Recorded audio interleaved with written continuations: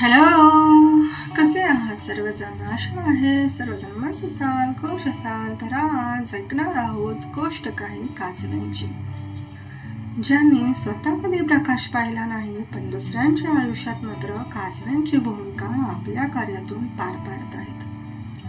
गडहिंग्लज ही अनेक सामाजिक चळवळीची जन्मभूमी आहे. गेल्या दशकात नेत्रदानाची चळवळ इथे सुरू झाली.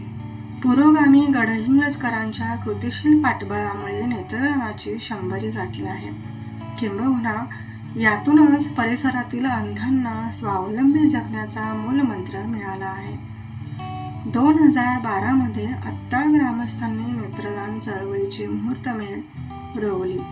अत्ताळसह बेळगोंदी, करंबळी, कौलगे, ऐनापूर, भडगाव, सरोळी या गावात चळवळीचे प्रत्यक्ष काम सुरू आहे. यासह